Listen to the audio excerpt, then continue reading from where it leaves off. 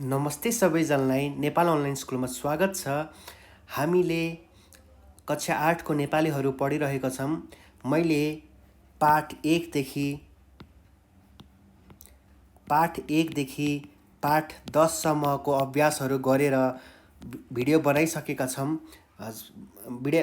अभ्यासहरू गराएर भिडियो बनाइसकेको छु। यदि तपाईहरुले हेर्नु भएको छैन भने कृपया पहिला भिडियो हेरेर आउनु होला र त्यसपछि पाठ 11 पढ्न आउनु होला, किनभने तपाईहरुले अगाडिको च्याप्टरहरू सकाउनु भयो भने तपाईहरुलाई सजिलो हुनेछ र त्यसै अनुसार तपाईले बीएलई को एक्जाम राम्रो गर्न सक्नुहुनेछ है। आज हामी पाठ 11 दाजुलाई चिठी भनेर पढ्छौँ। यस पाठबाट तपाईलाई चिठी लेख्न भनेर अवश्य नै एक्जाममा आउने गर्छ र हामी चिठी पनि कसरी लेख्ने, नमुना पत्र कसरी तयार पार्ने भनेर हामीले यस पाठबाट सिक्ने नै छौँ। र अब हामी यस पाठ सुरु गरौँ है त। पहिलो अभ्यास रहेको छ दाजुको चिठी। पाठ पढेपछि प्रत्युत्तर दिँदै भाइलाई एउटा चिठी लेख। अब यस पाठमा दाजुले पठाएको चिठी भाइलाई, भाइलाई एउटा चिठी लेख्न भनिएको छ। उत्तरमा अब हामीले पहिला सुरु गर्ने बेला ठाउँ र मिति लेखेर चिठी तयार पार्छौँ हामीले। यो चाहिँ तपाईहरुले यो मोडल चाहिँ तपाईले याद राख्नुपर्छ, किनभने तपाईलाई सुरुमा मार्क्स दिने भनेको यही हो। तपाईले यो राम्ररी लेख्नु भएको छ भने तपाईले अङ्क पनि त्यसै अनुसार पाउँदै जानुहुनेछ। त्यसैले पहिला लेख्ने बेला मोडल के कस्तो छ भनेर हेरौँ है। पहिला रहेको छ A77 university way, George town, America. यो भनेको दाजु पढ्ने ठाउँको युनिभर्सिटी र जर्ज टाउन भनेको कहाँ पर्दछ र यो भनेको देश अमेरिकाको जर्ज टाउन भन्ने ठाउँको युनिभर्सिटी भनेको हो। अब मिति उसले कति लेखेको थियो भनेर तपाईले लेख्न सक्नुहुनेछ है। त्यसपछि प्यारो भाइ सागर, दाजुले आफ्नो भाइको लागि लेख्नु भएको चिठी थियो, त्यसैले तपाईले कसको लागि लेख्दै हुनुहुन्छ भनेर यहाँ लेख्न सक्नुहुनेछ। त्यसपछि शुभ आशीर्वाद तथा प्यार। अब हामीले सानोलाई माया र ठुलोलाई आदर भने झैँ दाजुले आफ्नो भाइको लागि शुभ आशीर्वाद दिँदै प्यार भन्नुभएका छ। अब त्यसरी हामी चिठीमा के लेख्छौँ भनेर हेरौँ है। यो तपाईले भुल्न नपर्नु पर्ने कुराहरू है। यो 1 नम्बरमा, त्यसपछि यो 2 नम्बरमा तपाईले कहिले नभुल्नु है। त्यसपछि आयौँ हामी 3 नम्बरमा चिठीभित्र हुनुपर्ने कुराहरू है। कुशल रही कुशलताको कामना गर्दछु, दाजुले भाइलाई भन्नुपर्ने कुरा है यिनीहरू चाहिँ। कुशल रही कुशलताको कामना गर्दछु भाइ, तिमीले पठाएको पत्र मैले हिजो मात्र पाएँ। निकै खुसी र दुःख पनि लाग्यो। तिमीले साथीहरूबाट भय गरेकाले मलाई खुसी लाग्यो भने तिमीले मेरो परिस्थितिलाई बुझ्न नसकेकोमा दुःख पनि लाग्यो भन्नुभएको छ। प्यारो भाइ, म पनि ढुङ्गाको हृदय भएको मान्छे त पक्कै होइन। मलाई बुवा आमाको यादले सधैँ सताउने गर्दछ। घर आउन चाहे पनि मेरा पढाइ पुरा नभएको र कामबाट फुर्सद नमिलेकाले आफ्नो प्यारो भाइ जन्मभूमि आउने इच्छा अधुरो रहेको छ। पक्कै पनि आफ्नो पढाइ पुरा गरेपछि स्वदेशमै आएर देशको सेवा गर्ने मेरो तीव्र चाहना छ। तिमी ढुक्क भए हुन्छ। तिमीले पत्रमा मेरो सहपाठी र गाउँका अन्य साथीहरूले स्वदेशमै बसी धन कमाएको र उद्योग धन्दा खोली देशको सेवा गरेको कुरा जानकारी गराएकोमा तिमीलाई धन्यवाद छ र मेरो साथीहरूलाई प्रगतिको शुभकामना पनि छ। म पनि आफ्नो पढाइ पुरा गरिसकेपछि स्वदेशमै फर्किएर देशको सेवा गर्छु। पक्कै पनि हाम्रो कृषि प्रधान देशका लागि म जस्ता व्यक्तिहरूको आवश्यकता छ। कृषि क्षेत्रमा आधुनिकता गर्न सके देशको उन्नति र प्रगति हुने कुरामा कुनै शङ्का छैन। अतः म यसका लागि संवेदनशील भएर भविष्यमा लागि पर्ने छु भनी प्रण गर्दछु। अब यस चिठीमा दाजुले आफ्नो भाइलाई चिठी लेख्नु भएको छ। दाजु विदेशमा हुनुहुन्छ र भाइ नेपालतिर छ। त्यसैले उहाँलाई खेद छ आफ्नो देश फर्किन नपाउँदा। त्यसैले आफ्नो भाइलाई सन्तावना दिँदै म चाँडै आउने छु भन्नुभएको छ र नेपालमै बसेर केही कामहरू गर्छु भन्नुभएको छ। यो तपाईँले दोस्रोमा अब तपाईँले 2-3 नम्बरमा यो लेख्नुभयो, 4 नम्बरमा यो लेख्न सक्नुहुनेछ डिफाइन गर्दै है।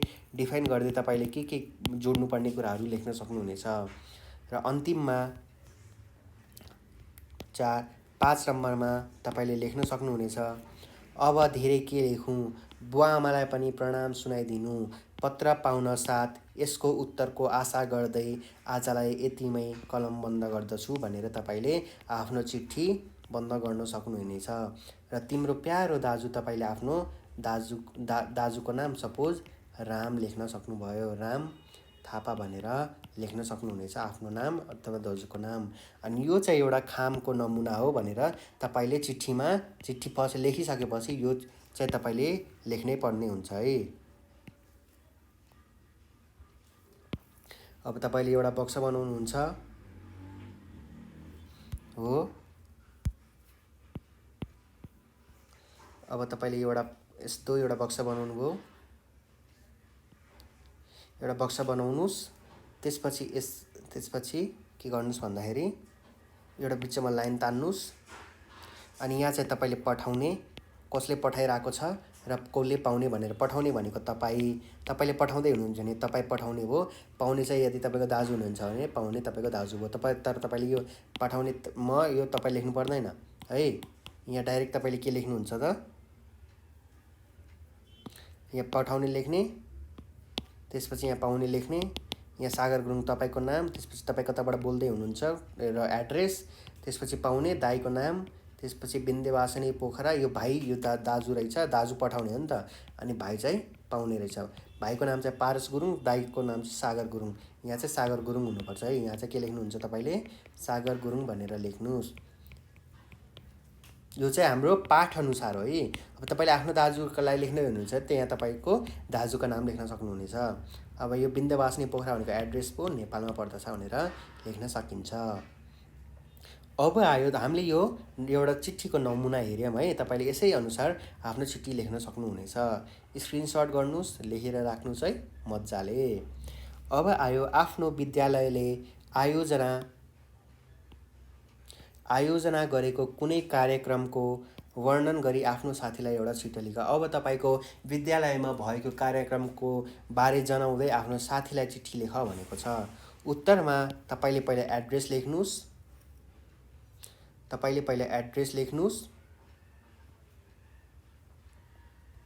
है। एड्रेस लेखेपछि तपाईँले के लेख्नुपर्छ, डेट लेख्नु पर्यो। तपाईँले यो दुईवटा कुरा छुट्याउनु नै भएन। त्यसपछि तपाईँले कसको लागि लेख्दै हुनुहुन्छ भनेर लेख्नु पर्यो हो। कसको लागि लेख्दै हुनुहुन्छ त, प्यारी मित्र सुमितको लागि र नमस्कार भनेर तपाईँले सम्बोधन गर्न सक्नुहुनेछ। पहिला के भयो त हाम्रो, एड्रेस भयो, त्यसपछि मिति भयो। मिति भइसकेपछि कसलाई लेख्दै हुनुहुन्छ भनेर लेख्न सकिन्छ। अब हामीले लेखौँ, कुशल रही कुशलताको कामना गर्दछु भनेर तपाईँले यो लेख्न सक्नुहुनेछ। प्रिय मित्र, तपाईँले पठाउनु भएको पत्र, यो चाहिँ सबैकोमा लगभग चिठी लेख्ने बेला सबैकोमा उस्तै नै हुन्छ है। कुशल रही कुशलताको कामना गर्दछु, तपाईँले लेख्दै गर्दा यो तपाईँलाई याद नै भइसकेको हुन्छ। प्रिय मित्र, तपाईँले पठाउनु भएको पत्र हिजो मात्र प्राप्त गरे। पत्रमा मेरो विद्यालयले यसपालिको सरस्वती पूजा लेख्नुहोस्, पूजा है। पूजा कसरी सम्पन्न गर्यो भने जिज्ञासा राख्नु भएको रहेछ। राख्नु होइन, राख्नु भएको रहेछ। त्यसो भए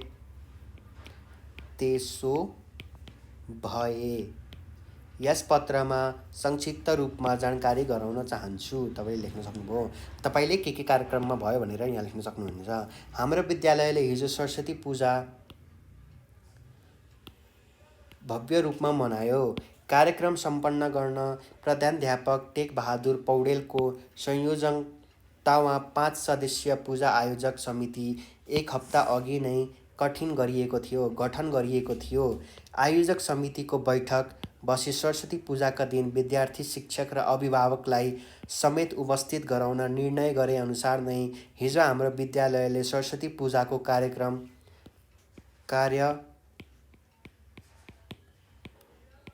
क्रम कार्यक्रम भव्य रूपमा मनाएको थियो भनेर लेख्न सक्नुहुनेछ। त्यसपछि आयो हाम्रो विद्यालयमा पढ्ने कक्षा 9 र 10 का दाजु दिदीहरूलाई मञ्च बनाउने, अभिभावकहरूलाई स्वागत गर्ने र पूजा सामग्री जुटाउने जिम्मा दिएको थियो। सोही अनुरूप उहाँहरूले आफ्नो जिम्मेवारी पुरा गर्नुभएको थियो। शिक्षक, अभिभावक, विद्यार्थी सबै 8 बजे विद्यालयको प्राङ्गणमा भेला भए हामीले सामूहिक रूपमा सरस्वतीको प्रार्थना गर्यौं। त्यसपछि विद्यालयले प्रधानाध्यापकलाई सरस्वतीको महत्त्वबारे प्रकाश पार्नुभएको थियो। यस अवसरमा कक्षाका साथीहरूसँग मिलेर मैले एउटा लघु नाटक प्रस्तुत गरेको थिएँ। सरस्वती पूजाका दिन सबै साथीहरू रमाइरहेको देखिन्थ्यो भनेर लेख्न सक्नुहुनेछ। त्यसैगरी सरस्वती पूजाका विद्यार्थीहरूका लागि ठुलो चाड रहेछ। त्यसैले विद्यार्थीहरूमा ज्ञान, प्रेरणा र सद्बुद्धि प्रदान गर्ने रहेछ भन्ने मलाई लाग्यो। तपाईँको विद्यालयले सरस्वती पूजा कसरी सम्पन्न गर्यो पत्रमा लेख्नुहुने नै छ। अहिलेलाई यति नै भनेर तपाईँहरूले आफ्नो चिठी बन्द गर्न सक्नुहुनेछ। तपाईँको प्यारो साथी प्रणेश ठकुरी भनेर तपाईँले यहाँ लेख्न सक्नुहुनेछ। राइट साइडमा तपाईँले लेख्न सक्नुहुनेछ है। अब आयो खामको नमुना। त्यसै गरी हामीले एउटा बाक्सा बनाउँछौँ।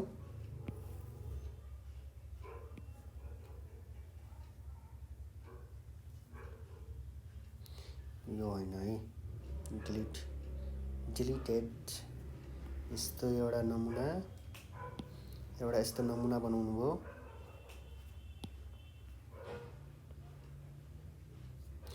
एउटा यस्तो कामको नमुना बनाउनु भयो। यहाँ बिचमा एउटा के तान्नुभयो, लाइन तान्नुभयो, पठाउने लेख्नुभयो, पाउने। अब पठाउने को रहेछ? सुमित थापा, कुन चाहिँ स्कुलबाट? यो अक्सिडेन्टल पब्लिक स्कुलबाट। कुन चाहिँ ठाउँमा रहेछ? अनामनगर, काठमाडौँमा। पाउने को रहेछ? प्रणेश ठकुरी, जनता माविबाट रहेछ। कहाँ पर्दो रहेछ? दम्मक झापामा पर्दो रहेछ। हामीले यस पाठमा चिठी पनि के कसरी बनाउँदो रहेछ भनेर हेर्यौँ है। तपाईँहरूले चिठी प्रयास गर्नुहोस् है, प्र्याक्टिस गर्नुहोस्, किनभने यो 8 देखि 10 मार्क्समा आउने नै गर्छ है। याद राख्नुहोस्, एकदमै याद राख्नुहोस्। अब आयो हाम्रो यस पाठको व्याकरण। व्याकरणमा तपाईँलाई यस पाठमा क्रियायोगीको बारेमा पढ भनेको छ। क्रियायोगी भनेको के हो हेरौँ है। क्रिया विशेषण भनेका क्रियापदसित कहाँ, कसरी, किन, कहिले, कति प्रश्न गर्दा उत्तरका रूपमा आउने शब्द क्रिया विशेषण हो।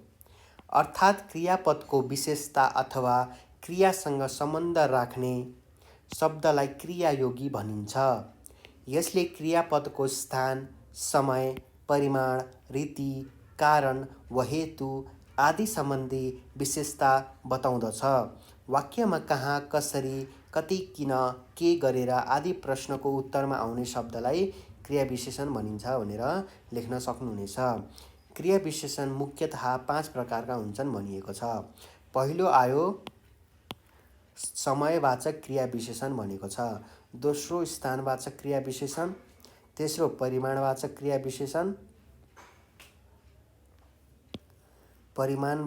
विशेषण, रीतिवाचक क्रिया विशेषण र करणवाचक क्रिया विशेषण भनिएको छ।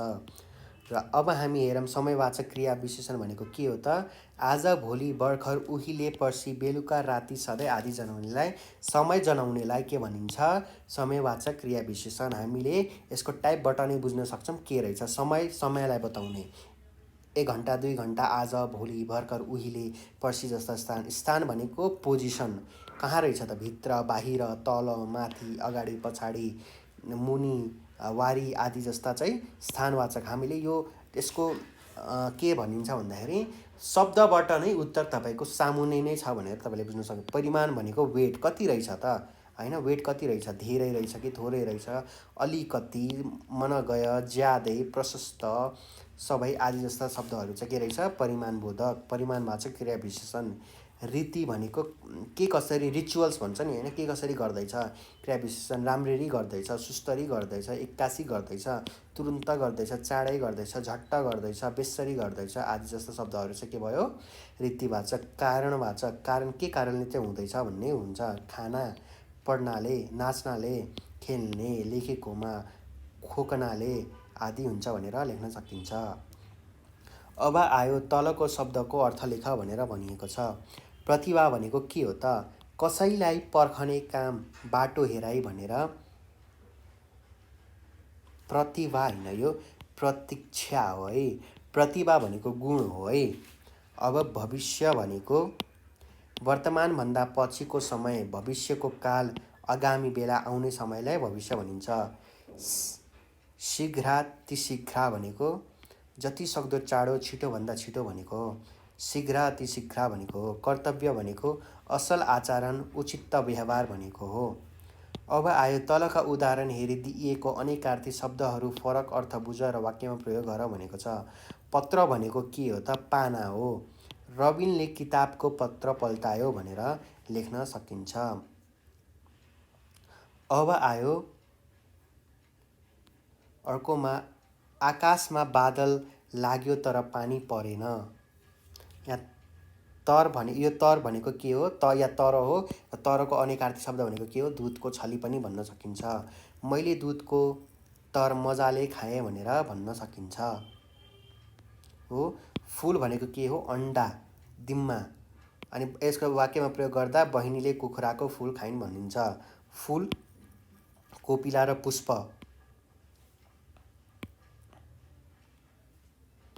यो फुल चाहिँ यो फुल हो है। यो फुल चाहिँ यो फुल हो। बगैँचामा फुल फुल्यो। पुरा खाएर, पुरा भनेको खाएर बाँकी रहेको। किशोर अर्काको पुरा खाने नोकर भएको बसेको छ भनेर लेख्न सकिन्छ। पुरा भनेको धेरै पहिलेको। मलाई पुरा कथा पढ्न खुब मनपर्छ। मान, सम्मान, आदर। आफूभन्दा ठुलो मानिसलाई म मान गर्छु। मान, मापन र नाप।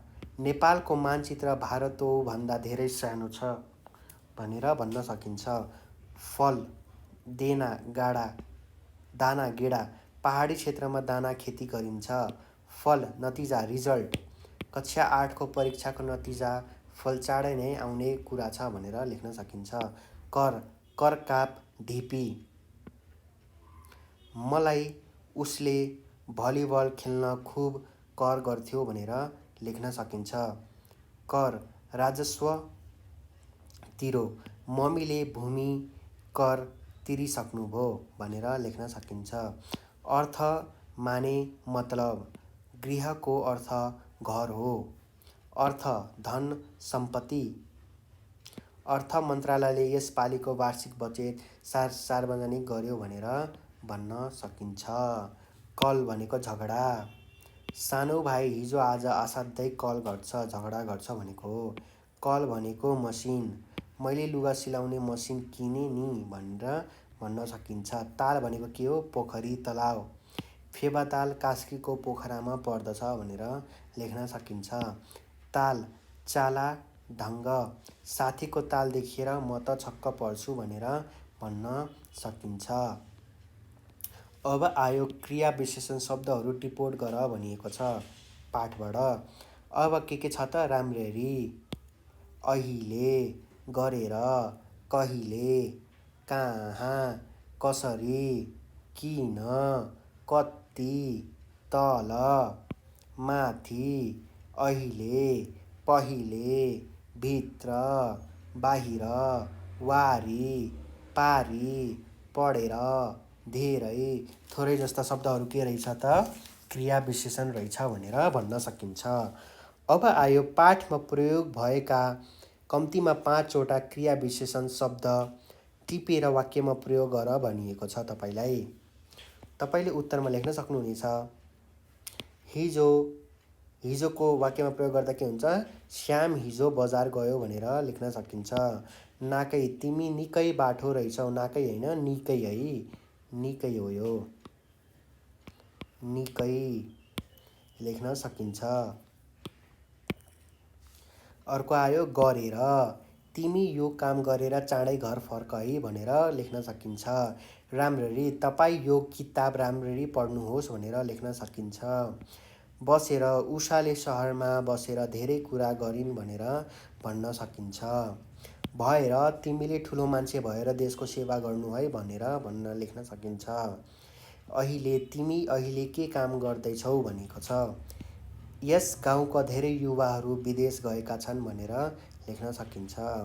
अब आयो पाठमा प्रयोग भएका नामयोगी, संयोजक र निपात टिप भनेर भनिएको छ तपाईँलाई। नामयोगीमा माथि, पटक, सँग भन्दा मलाई जस्ता शब्दहरू नामयोगी भयो। संयोजक भनेको तर र जस्ता, निपात भनेको पनि र त जस्ता शब्दहरू। अब रेखाङ्कित शब्दहरूको पदवर्ग छुट्याउ भनेको हो। नाम भए नाम, सर्वनाम भने सर्वनाम, इत्यादिहरू शब्दहरू छुट्याउ भनेको छ। परिश्रमी यस्तो चाहिँ हामीलाई धेरै आउने गर्छ है, यो चाहिँ ध्यान दिएर राख्नु होला। अब परिश्रमी भनेको के हो त? विशेषण हो, गुण बुझाउने। किसान भनेको के हो? जातिवाचक नाम। सधैँ भनेको के हो? विशेषण। परिश्रम भनेको के हो? नाम। परिश्रमी भनेको कसले गर्छ त? परिश्रम नामले गर्छ। र परिश्रम गुण कसले बुझाउँछ? विशेषणले। गर्छ भनेको के हो? क्रिया। गर्छपछि यस्तो आएको भए क्रियापद। र के हो? संयोजक। आफू भनेको के हो? सर्वनाम। बाँचेर के हो? क्रिया विशेषण। अरू भनेको विशेषण। बचाउँछ भनेको क्रिया। हामीले लेख्न सकिन्छ। अब आयो मौरी पालन र फलफुल खेतीबाटी धेरै युवा युवतीहरूले राम्रो आम्दानी गरेका छन् भनेर भनिएको छ। उत्तरमा तपाईँले लेख्न सक्नुहुनेछ। र भनेको संयोजक, बाट भनेको नामयोगी, धेरै भनेको विशेषण, युवा युवती भनेको नाम, राम्रो भनेको विशेषण र गरेका छन् भनेको क्रिया भनेर लेख्न सक्नुहुनेछ। अब आयो यस पाठको दाजु र चिट्ठी पाठ 11 को उत्तर भनमा हामी आयौँ। अब यस पाठको उत्तर लेख भनेको छ। यो चिट्ठी कसले कसलाई लेखेको हो भनेर भनिएको छ। उत्तरमा लेख्न सक्नुहुनेछ। यो चिट्ठी भाइ शोभाकार गुरुङले दाजु प्रभाकार गुरुङलाई लेखेका हो भनेर भन्न सकिन्छ। कुन कुराले सबैलाई स्तब्ध तुल्यायो भनिएको छ। उत्तरमा लेख्न सक्नुहुनेछ। प्रभाकर गुरुङको विदेशमै बस्ने कुराले सबैलाई स्तब्ध तुल्यायो भनेर लेख्न सकिन्छ। है, प्रभाकर कुन विषयमा ज्ञान हासिल गरेका छन्। उत्तरमा प्रभाकर कृषि क्षेत्रको आधुनिकीकरण विषय ज्ञान हासिल गरेको छ भनेर लेख्न सकिन्छ। अर्कोमा आयो सुम्निमा दिदी के गर्दै हुनुहुन्छ। उत्तरमा तपाईँले लेख्न सक्नुहुनेछ। सुम्निमा दिदी आफ्नै गाउँको विद्यालयमा प्रधानाध्यापक भएर शिक्षाको उज्यालो छर्दै हुनुहुन्छ भनेर लेख्न सकिन्छ। तेस्रोमा आयो असल नागरिकको कर्तव्य के हो। उत्तरमा तपाईँले लेख्न सक्नुहुनेछ। आफूले सिकेको सिप आफ्नै देशको उन्नतिका निम्ति खर्च गर्नु असल नागरिकको कर्तव्य हो। अर्कोमा आयो ठिक उत्तर छानेर लेख। आमा बुवाको भरोसा कसमाथि छ। तपाईँलाई दिएको छ अप्सन शोभाकार, प्रभाकार र दिवाकर। उत्तरमा छ प्रभाकारको धेरै भरोसा थियो। प्रभाकार अमेरिकाको कुन ठाउँमा बस्दैछन्। वासिङटन, जर्जटाउन कि न्युयोर्क। मैले भने जर्जटाउन पाठबाट हेरेर। गाउँमा कसले कफी उद्योग खोलिसकेका छन्। कान्छा भाइ, कमल दाई र सुबोध भाइ। उत्तरमा कमल दाई भनेर लेख्न सक्नुहुनेछ।